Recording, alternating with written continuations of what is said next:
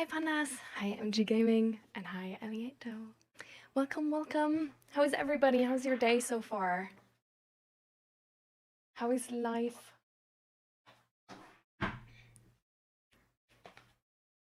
How was the weekend?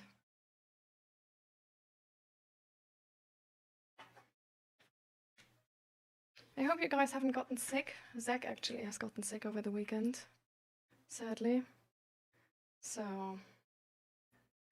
today is going to be a little bit of being here with you, and then every once in a while checking in with him if he needs anything. And that's, I don't know, that's the plan for the stream, I guess.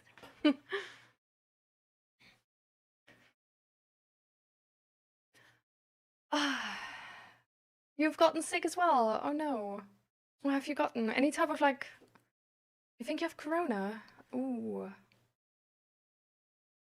Actually, Zach has also bought a COVID test today. Right? You bought a COVID test?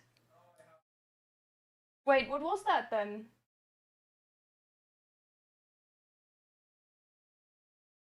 Oh, okay. So he hasn't bought one, he just took it out of the out of our cabinet actually, while he was also having all the stuff he bought in his hands. So that was just my assumption. But yeah, we hope it's just a normal, I don't know, like a normal flu and not like COVID. But well, the symptoms are like a lot alike, right? So it really, I don't know. I guess it sort of depends how long it stays and how bad it gets. But I guess the treatment is the same as well, right? You don't really do anything, you take vitamin C, grab like some tea, sit on a couch, cuddle up, and that's how you get healthy again, right? So since when have you been sick, Sigibertos? And definitely get well soon, by the way, as well. Like, I don't know, I sometimes forget that because it seems so obvious, but I really hope you do. And yeah, I'm doing my second sourdough loaf and I have no idea what I'm doing. Alright.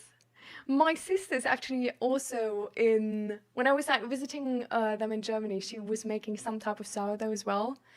But it smelled awful and we actually saw a fly coming out of it, so it wasn't actually like she didn't make bread out of that one anymore.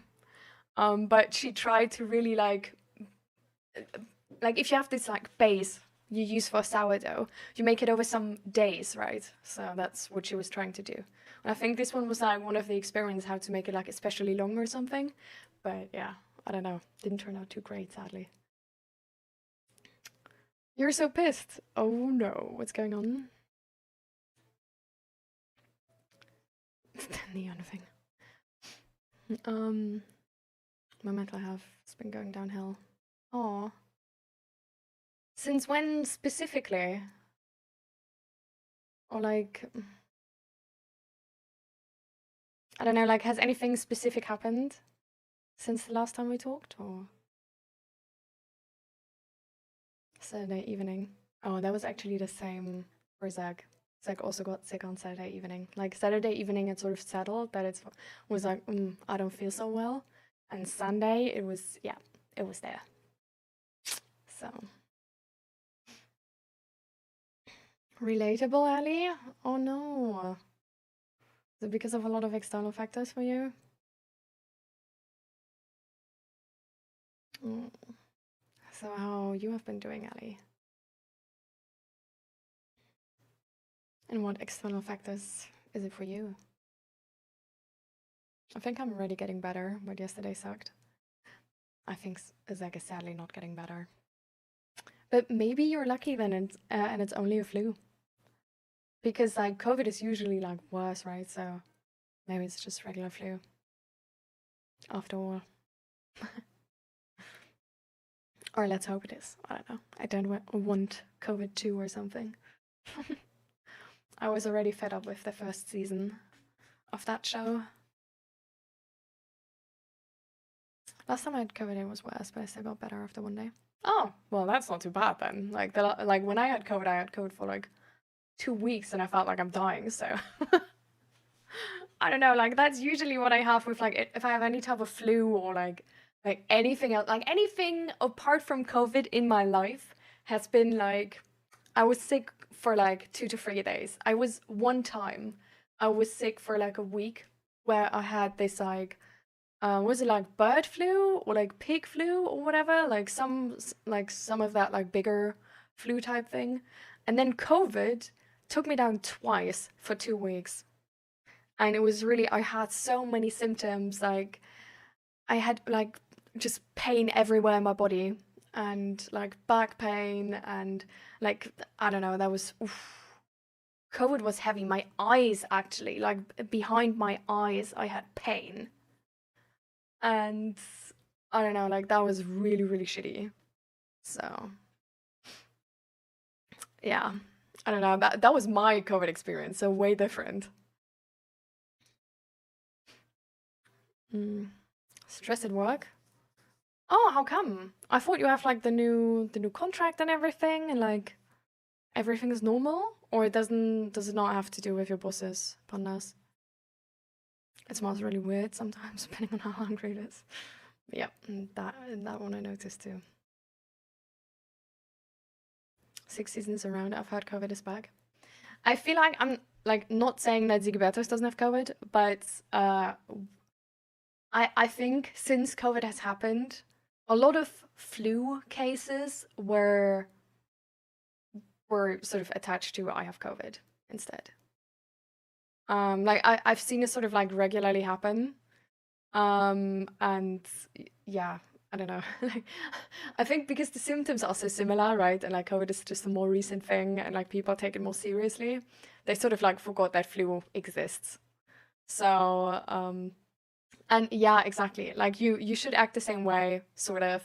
But it's like I don't know, I feel like we're like way more scared or like respect COVID way more than we respect the flu sometimes.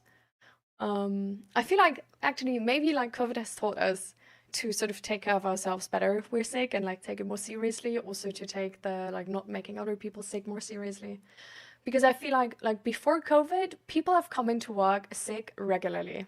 Like with running nose. Like if they're not dead, sort of like they were coming into work. So I feel like since COVID we took way more like precautions to like actually not make our coworkers sick.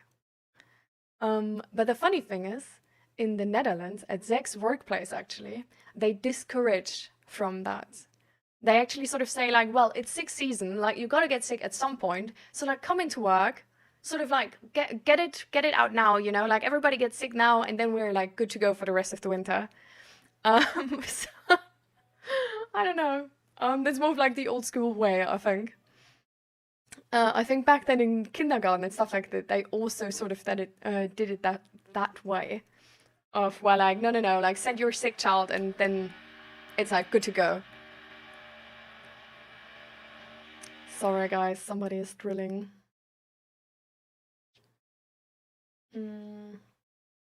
I was positive for 3 weeks, but I laid in my bed for like 2 days. No, like I don't even know how long I was positive. I know that I actually only got positive after 1 week of COVID. So the COVID tests last time I had COVID was absolutely no help at all. Because yeah, I was not positive for the first week, and which was the worst week. So while I was really feeling like absolute garbage, I was not positive for COVID.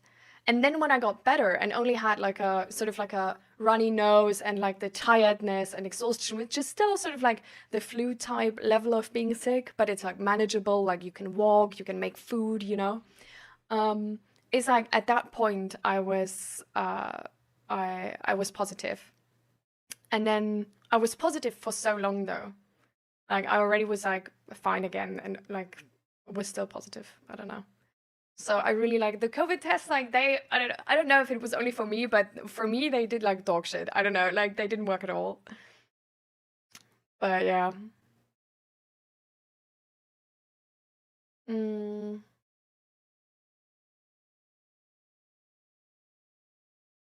Didn't they do that pre-vaccination? With COVID? Or do you mean like pre-vaccination for like all vaccinations?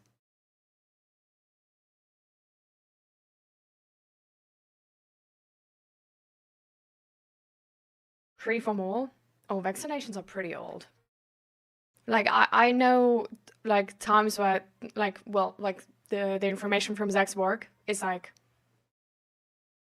I don't know, like from 2 months ago, right? Where somebody told him that.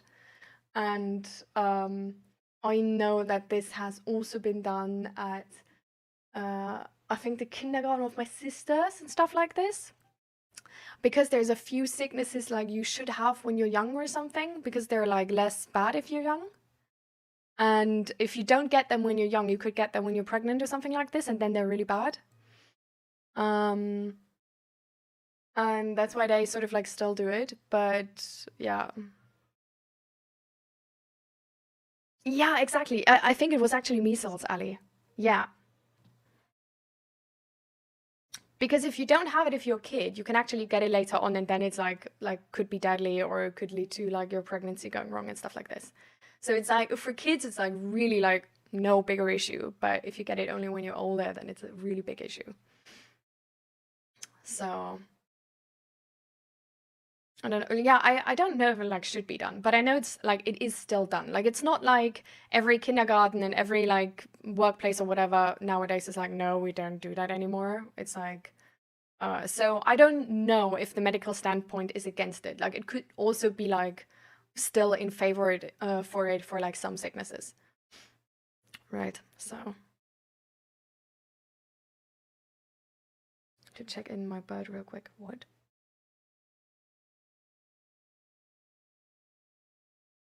What? Your bird? Check in to what? What? I need context there. Yeah, so my friend who had it as a kid still got shingled, the first version. Ah. Check on my bird. Okay, I was like, check in where? Like the airport? The like, I don't know, doctor or whatever. What type of bird do you have? Is it like one of those like tiny, like the really common ones? These like Wellensittich, how are they called in English? Like tiny, pretty colors, usually more like one color theme though, so like multiple shades of blue or yellow, I think is the most common colors for them. Or do you have like a parrot or something like this? Or just a wild bird? But yeah. So I don't know what you're like supposed to do or whatever with sicknesses, but that's sort of how it's still, I guess, being handled in the Netherlands. But to be fair, also in the Netherlands, like if you go to a doc and you will have some type of sickness, like usually they literally just tell you, yeah, just stay in bed, get healthy again. Like they don't really give you anything unless they like need to. It's honestly, I'm not really in favor of it though, because I think in some moment it's really bad medical care actually. Because for example, for my chronic headache, they still haven't given me any like proper medical care for that.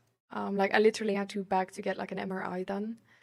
And well, that was like only of the head and no like contrast, whatever stuff. And then I was put on antidepressants because that could maybe help. And then the neurologist who put me on antidepressants instantly from 40 milligrams or micrograms or whatever, like how much that is. But like 40, which is already like, I started with 10, right? So it's like 10, 20, 40. And from 40, they put me on 0 within 2 days. And like this can lead to people dying. So yeah, but they just did that because why not? I mean, I'm only in therapy for like trauma and depression and all of that. Like, that's fine, right? Like with my friend who's taking antidepressants because of depression, actually, or has been because of depression, or was it because of depression? I don't even recollect. But she's had the same antidepressants. For her, they went down over the course of half a year. And for the last 10 milligrams, she actually had droplets. to go from like 10 to 9 to 8 to 7 to 6 to 5 to 4 to 3 to 2 to 1, and then let go. Like, that's apparently the normal way you do it. But yeah, that neurologist was just, I don't know. I think maybe I have pissed her off by actually wanting help, and yeah. It's the same, yeah, it was the same. It was the same brand and everything, so it's like the same antidepressant. But with most antidepressants, like a lot of them work in the same way. And if they work in that way, that you essentially, like, you don't, like, they feel that, like, they block some receptors or something. No, they actually, like, they give you dopamine, right? And if you stop too abruptly, you just get major depression. Like, you just get major depression. Like, from 40 to 0, I literally, like, for, like, I was already in therapy at that point, but it was a major step back in therapy, actually, because I just had, like, really, like, serious depression for, like, 1 month. And, like, 1.5 months. For 2 weeks, I was feeling nauseous the entire time, because my body had, like, such a huge deficit. Because it's like raw dogging, like, I don't know, like stopping with any type of drugs. Like, antidepressants are drugs. So it's like I was on cocaine the entire time, and then I just stopped within 1 day. Like, you have major side effects. So, I don't know. Apparently not be taking lower dosages, and that will kind of suck, but there's a problem for future me. Okay, that's interesting. Yeah, I only know about the antidepressants, which works like the one I took. Which is, yeah, just like giving you like dopamine. Or like blocking some receptors, or like they somehow in that like receptor area they work. So yeah. But that's also like, mine are the ones where you actually need to wait. I think it was a long time. I think it was 1.5 months or something till you see if they work or something like this. So it takes a long time to see if they like to actually reach the full, yeah, like the full concentration in your body. Yeah. Last week I've mostly slept till it was dark, get up, take tramadol, and fight a stream to distract myself, because honestly I've been having a hard time finding purpose to live. Oh. Anhedonia? What is anhedonia? I don't know, I'm sorry.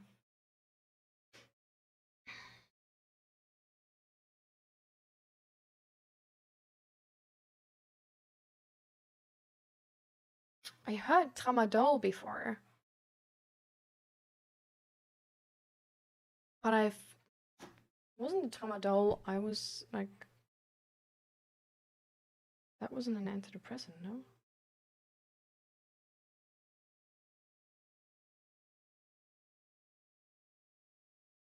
Oh yeah, exactly. Because I took tramadol at some point as well, but it's pain meds actually. It's opioid pain meds. For what do you take them? Right now, or like mostly right now.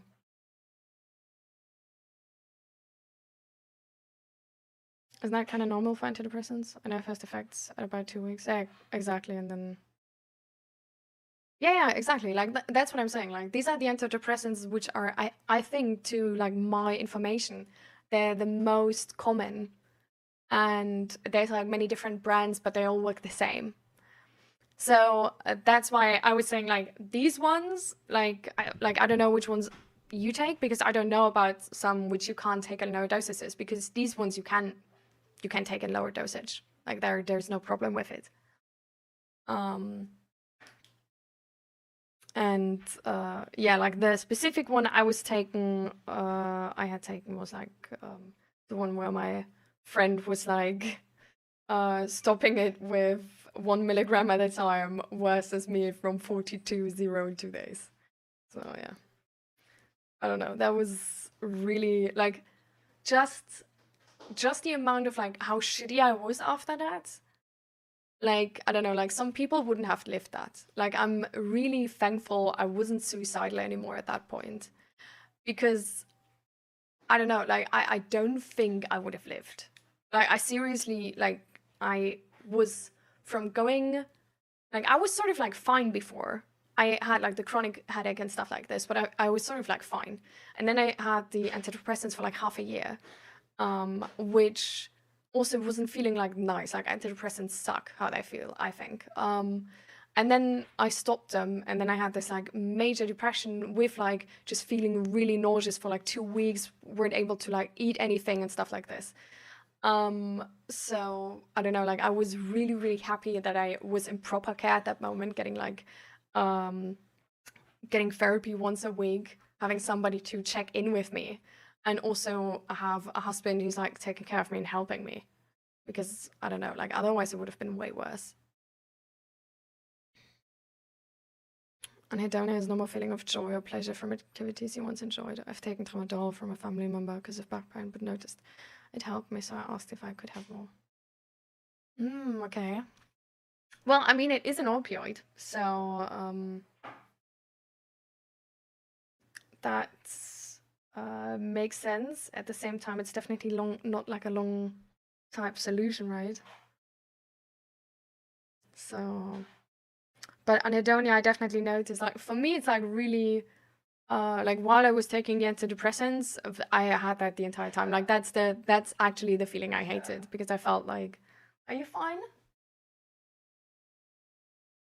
Because it felt like, yeah, it just felt like shit. Like it's literally like what you described with the purpose to live. It's like if nothing is fun, like I didn't have like as much lows or like as deep lows while taking the antidepressant, but at the same time, the regular day was just way more shitty than usual, and I didn't have any highs anymore, and it was just, I don't know, I also didn't have like as much empathy anymore. Like I really noticed how I'm like a shitty friend while I was taking it, like the antidepressants, not the tramadol.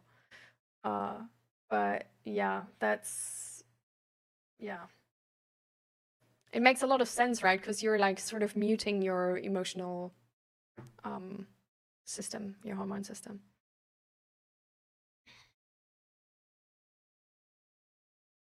Yeah, the tramadol works different because it's pain meds. We actually know, interesting study. Let me see if I can find it for you guys and show it to you, because I feel like it could really help to understand this.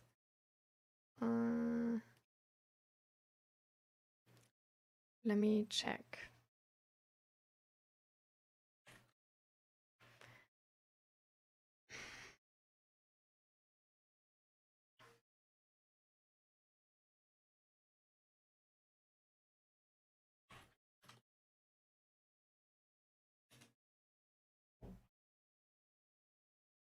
Ah, okay.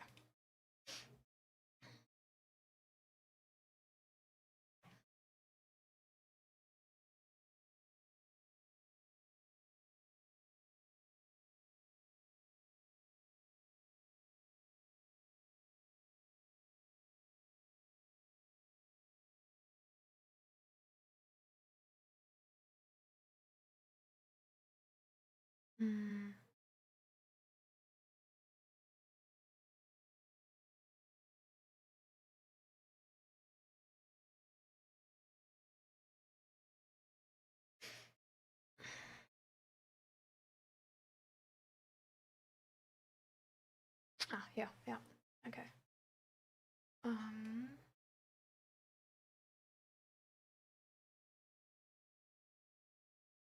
Okay, I know it's mostly used for medium pain killing. I don't think so. Tramadol is from, wait, let me check, but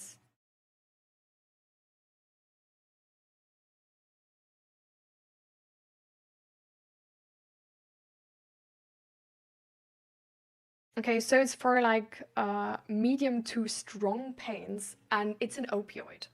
Like it can make addicted. It's not like paracetamol or something like this.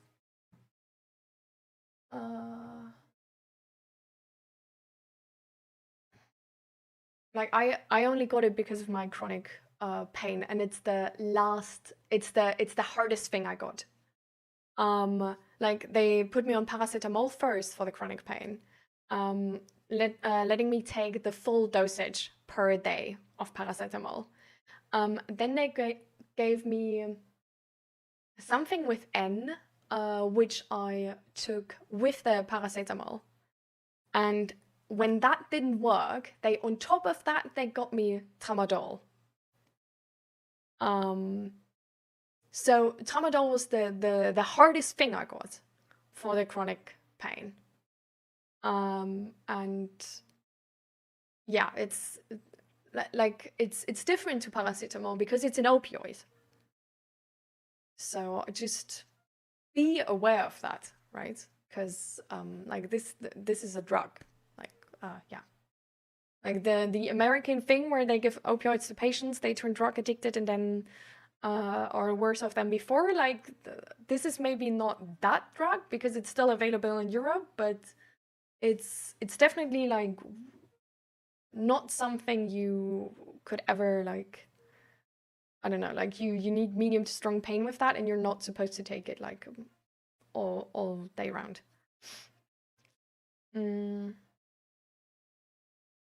But so I wanted to show you the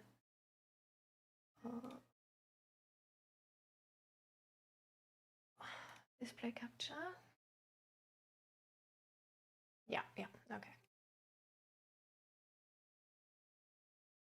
Okay, I don't know if you can read that. Wait, I'm just gonna make it like way bigger.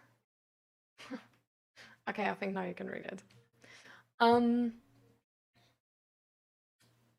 So this is actually, I don't know, like maybe we could take the other scene. Let me check if I can fix that scene for a second. That works. Nice.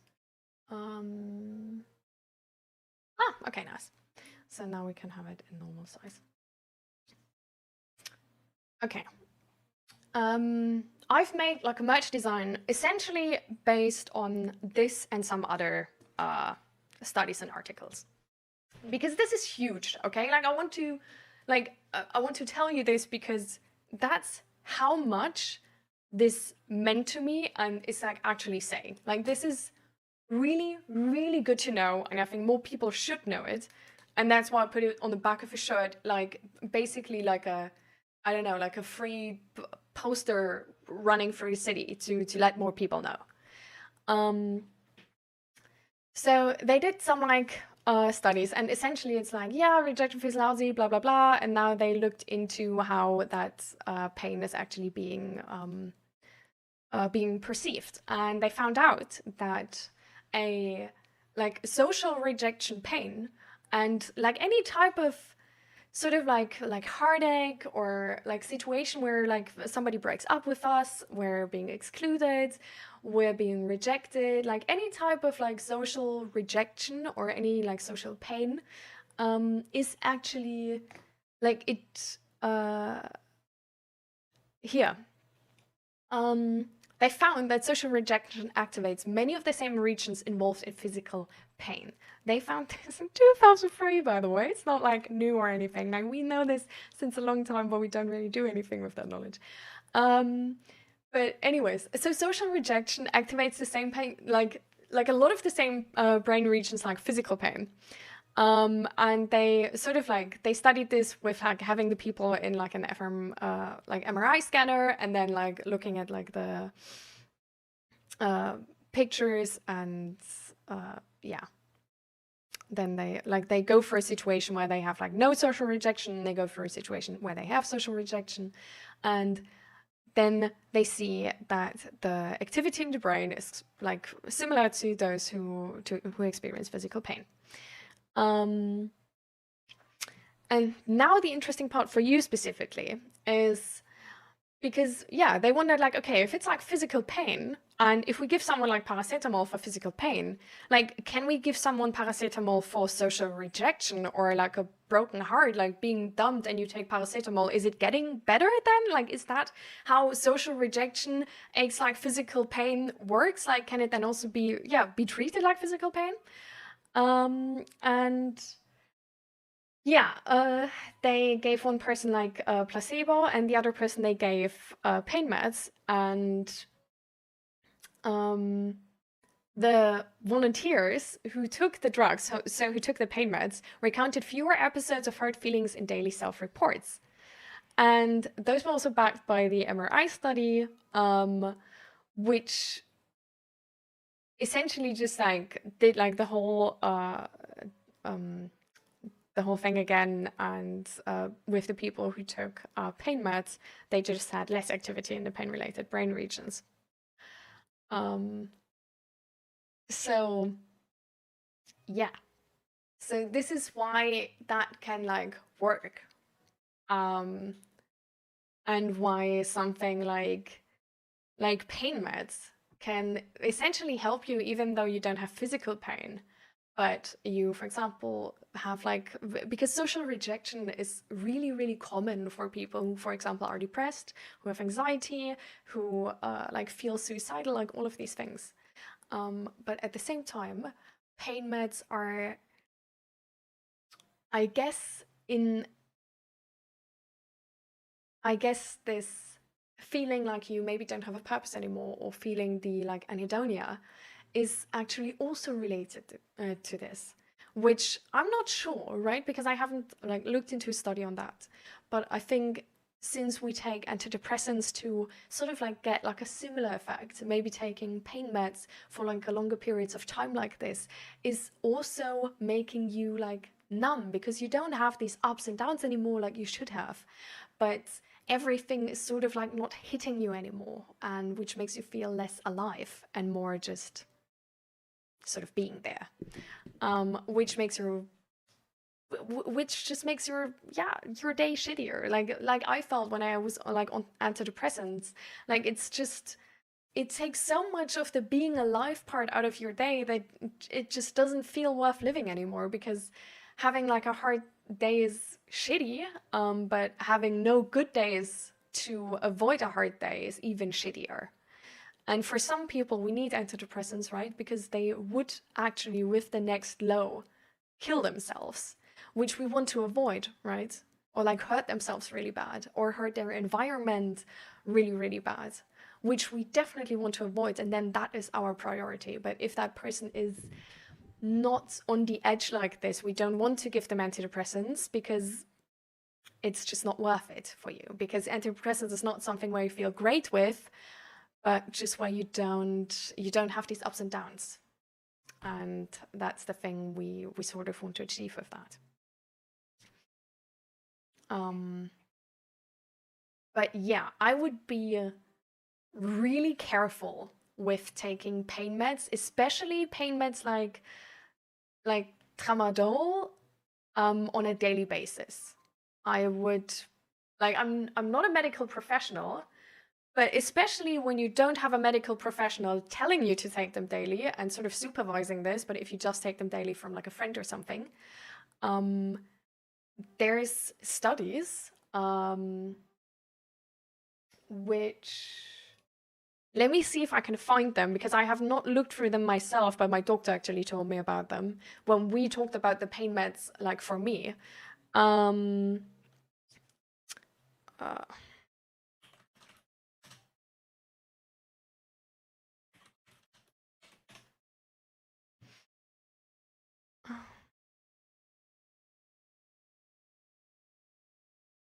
Yeah.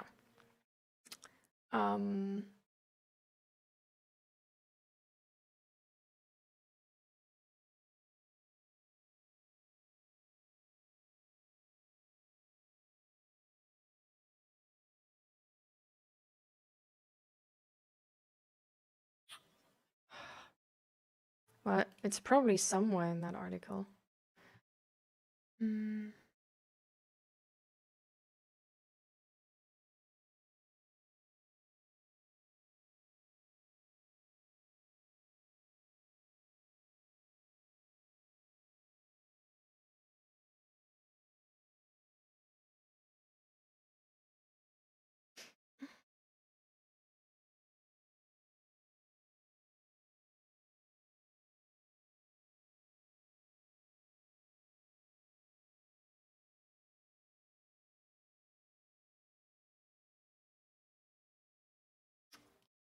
well, this is all in one direction.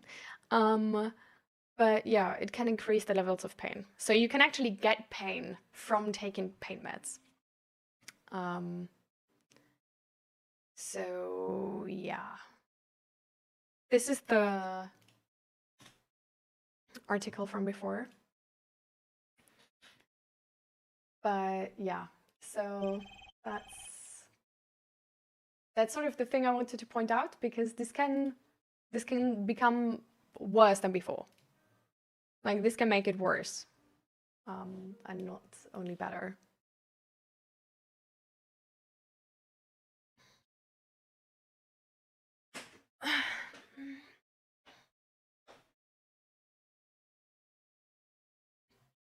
So let me read through the messages.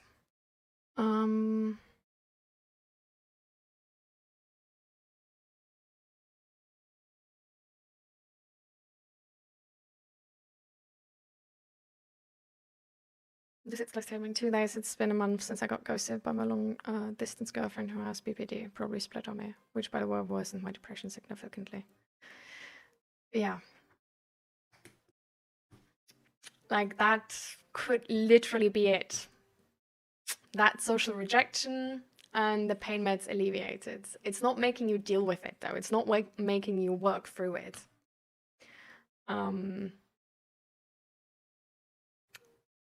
And also with the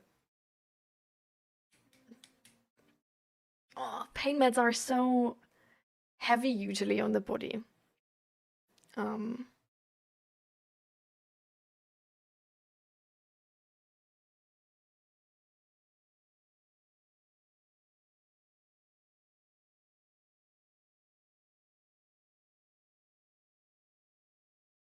I've gone cold turkey on weed and booze before. It's not easy but doable. Maybe I just don't have an addictive nature. I definitely think there's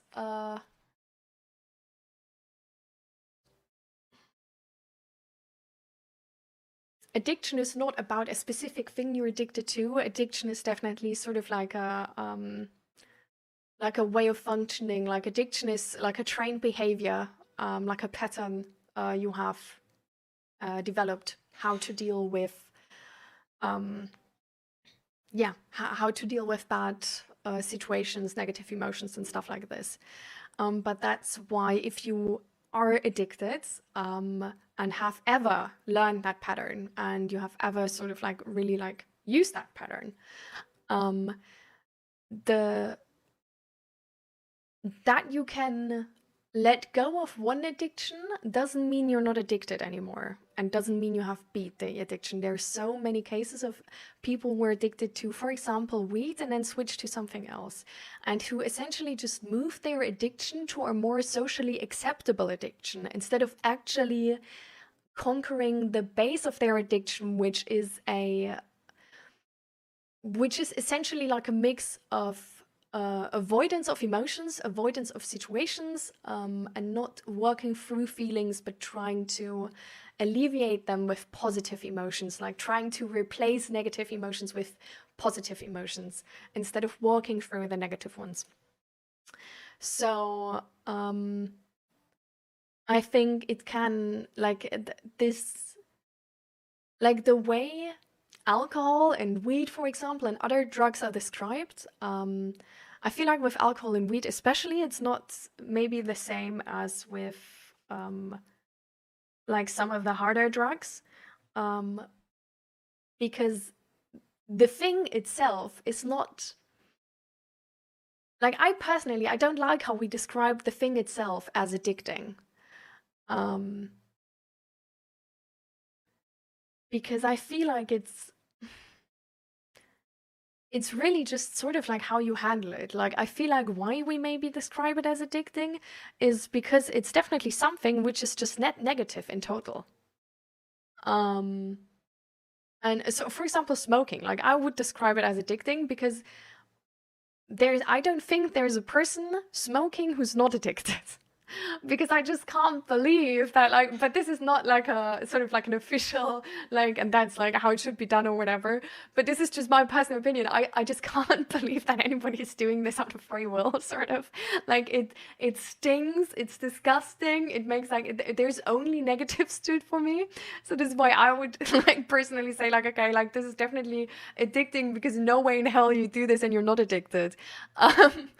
But that's just a personal opinion. But I think I really don't like how we treat like a specific thing as addicting, versus usually what makes it addicting is that it alters your mental state and either gives you like dopamine without you having to actually feel happy for it, but just sort of like through, like, sort of like, it doesn't matter what mental state you have been in, but once you use whatever that is, which is addicting, you feel better.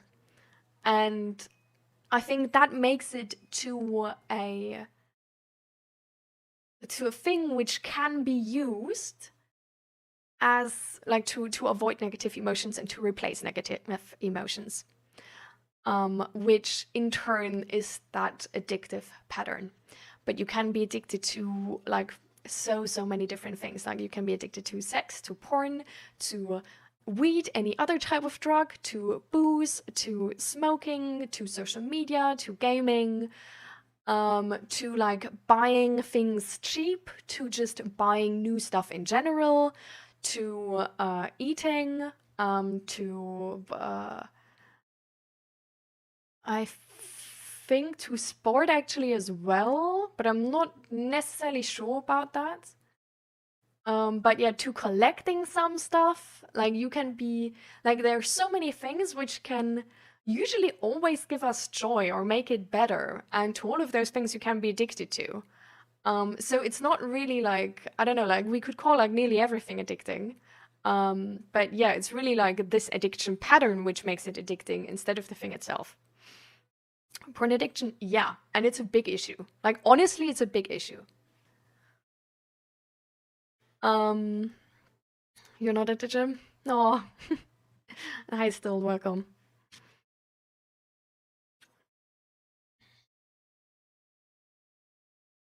I don't feel anything of addictive nature of alcohol or weed, but when I got opioids and time sleeping medication, it all changed, but it's different for everyone. I sometimes wish I was more into alcohol since it's more socially normal. There's always something we want to avoid. Yeah, it's really, I feel like, especially in like, I don't know, well, I guess every generation is sort of saying that. But I think we don't really teach people to not be addicted. We just teach people to be socially accepted addicted. Like, I don't know, when my dad was addicted his whole life to something. So it didn't really matter what. It was, I don't know if he had a porn addiction, but I think so. At some point, definitely, for sure. He definitely was also sexist, so that's a line. So that aligns with that. But he was addicted to alcohol. He was addicted to playing like online games. He was addicted to smoking. He was addicted to buying stuff cheap. Just buying stuff in general, actually, collecting stuff as well. And like many different things. And they also, like, if one of them got better, the others got worse. So, for example, when he stopped drinking because of like COVID and like you couldn't go to bars anymore, his like buying addiction got worse, and probably also his like online gaming addiction. When he like stopped smoking, the like drinking and the other stuff got worse. So it's always like, it didn't, like, he never beat any addiction, really. He only changed it. And that's the really tough part about addiction. Like, to actually get out of it, you need therapy, serious therapy. You can't cold turkey it and be like, oh, I'm done. Like, I'm done with addiction. Because addiction has been a pattern. Addiction is not the weed. Addiction means you feel shitty about yourself or with the day. You've been like, I don't know, you feel demotivated or sad or whatever. Like, you have any thing you want to avoid. And instead of actually changing the situation to where this sorrow or whatever has been dealt with, or getting through it, or like actually processing it, is you try to replace that negative emotion with a positive emotion. And that's the addiction. So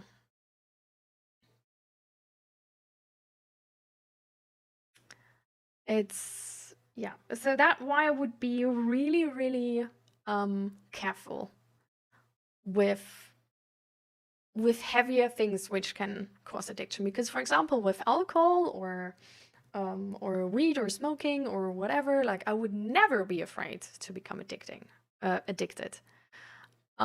Because I don't even feel like it's like nice or whatever, so I could always stop it. And also, if I were to stop it, the side effects wouldn't be that bad. But if you start something and you take it for a longer time, there's always like bodily side effects which could be worse.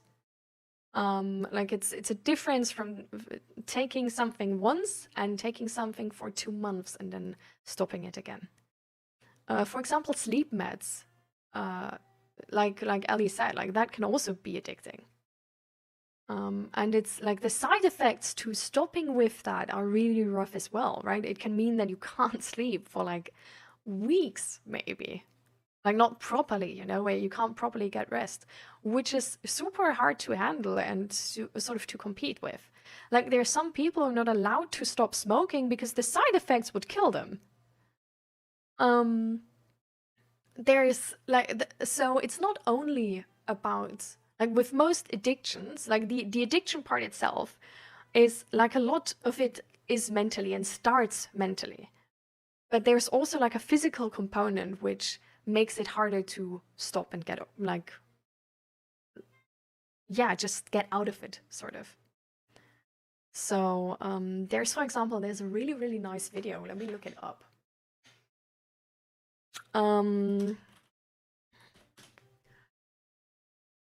There's a video about fentanyl, I think. Yeah. From Kurzgesagt, in a nutshell, the channel, and it's a really amazing video explaining why fentanyl is so addicting. Because fentanyl is the highest high you will ever achieve. And you won't, like, a normal human doesn't achieve that high. So when you get off of fentanyl, first off, the low afterwards is really, really fucking low. But also, if you stop after that, everything just feels so plain. Everything feels so boring. And you seek that high again. And that's also with, like, for example, with social media addiction. Like, usually with, like, things which are really addicting are really good at something, giving us something, which we usually wouldn't get. For example, social media addiction, like TikTok, for example, is really good at giving us, like, happy hormones really quick. Like, there are so many videos who are really short, put it to the point, and, like, instantly give you happy hormones. The same, for example, is with porn or sex addiction. Like, an orgasm is a really good motivation, right? Like, it's something which feels really, really good to us. And if you get more of that and more of that and more of that, and if you get used to having really high levels of that per day, and not only per day, but just like while you do that, and if that's how you cope, you sort of like there's a combination which is necessary in that moment, because the combination is that your normal life is shitty enough that you don't really enjoy it too much, and that you sort of found that way that if you do that, you feel really good, actually. And then it's sort of like you seek that high, and then you come off that high, you dip a little bit lower, and you just, I don't know, it just doesn't feel so nice. And it's not like a thing where you feel like good at in that position on that level, and then you seek that high again. But if you don't, if your normal life is like good, you like, I don't know, and if you're like mentally stable and stuff like this, and if you know how to handle negative emotions, and you're sort of just you're not in that area where you have these big positive emotions that often, then you don't feel like you're missing something if you don't have them in normal life. And that's like, I'm not gonna, like, what this video about the fentanyl really showed so well, I think, is that it's not illogical to want that high again. Because outside of that addiction, your life does seem dull and it does seem shitty. And so it's sort of like, it seemed like it really, like your logic is actually also working towards maintaining the addiction. Because otherwise it's not as fun, right? Life is not as fun. Like, I just feel exhausted the entire time, or I feel tired the entire time, or it's just I can't sleep well and I don't have as much energy or whatever. So it's really like, it pulls you into it because it's hard to do without. And the same as low-key with sugar, actually. There has been a time in my life where we started with gym really, really intensely. And because of that, we were eating like way less sweets, like nearly no candy, sweets, chips, whatever. We were eating sort of like chicken, vegetables, and rice or noodles, and that was it. And after, like, there was a product I sort of liked before. It was like a pre-made meal, like a pre-made currywurst. And then we did this like fitness food whatever thing for like 2 to 4 weeks or something, and I wanted to allow myself sort of like a cheat meal, and I bought this currywurst thing again, and when I ate it, it tasted like shit. It tasted so sweet. Oh my fucking god, it tasted so sweet all of a sudden. I remember eating that and it was absolutely fine. But then when I ate it, it tasted so abhorrently sweet all of a sudden. It tasted so different that I really believed like there must be something wrong with this package. But no, it was just because we cut down on sugar so long that our bodies weren't used to it anymore as much. It's the same when you cut down on MSGs and like all types of MSGs. And it's like all of a sudden using sugar in something actually mattered again. And so many things were too sweet. And just adding like a tiny pinch of sugar was already feeling like candy. So it's really like a lot of these things are about balance, actually. And sort of like what we're used to and what we're not used to. And yeah, that's really interesting, but that's also like the dangerous part, sort of.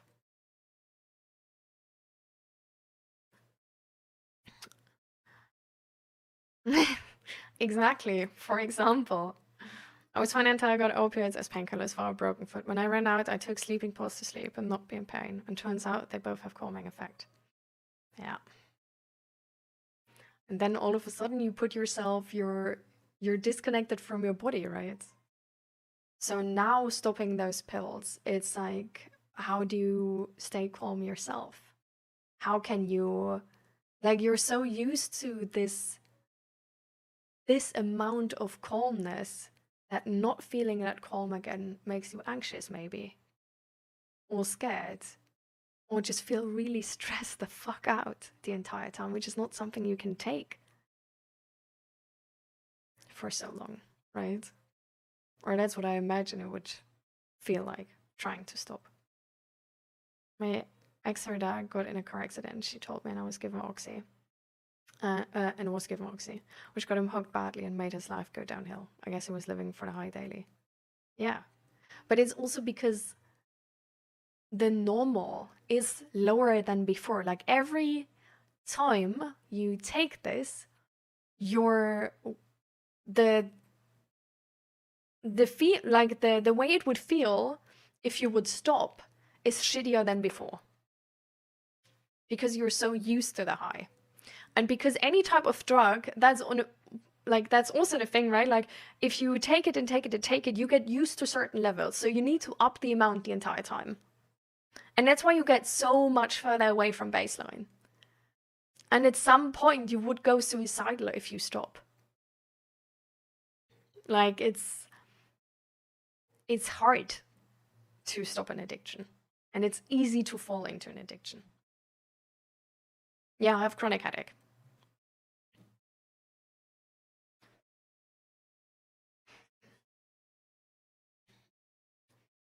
I have chronic headache, but I just don't take pain meds, so.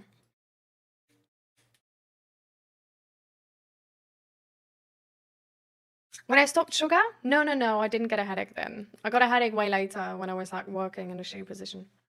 And then it just, like, I was also in like a really emotionally stressing the fuck out, traumatic type, like re-traumatizing situation. So a lot of things coming together. And then I worked 2 jobs. I was really stressed. I didn't have time to actually go to the doctors. The doctors were borderline useless. So I didn't go there because I thought like, oh, it's just gonna go away at some point. And yeah, then half a year later, I got there again. But at that point, it was already, like, the longer you have something like this, the harder it is to actually find the root cause of it. So yeah. And also, it's not only the root cause of it, but it's also the longer you have a pain, the more your body actually can get more sensitive.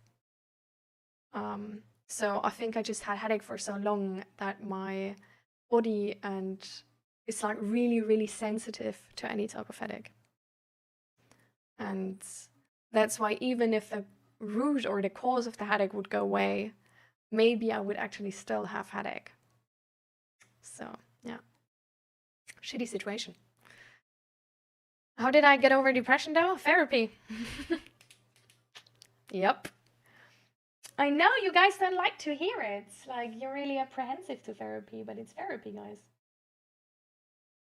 I'm sorry for you all. Like, depression is something which has a cause. Like, it's coming from somewhere, right? Like, it's usually coming from your life being a little bit shitty, or what you like, just sort of the way you live life being a bit shitty. So when I started therapy, I had to change. All right, see you, pandas. Like, I had to change. The way I was seeing life had to change. The way I was treating myself would have to change. The way I was treating others and letting myself be treated by others had to change.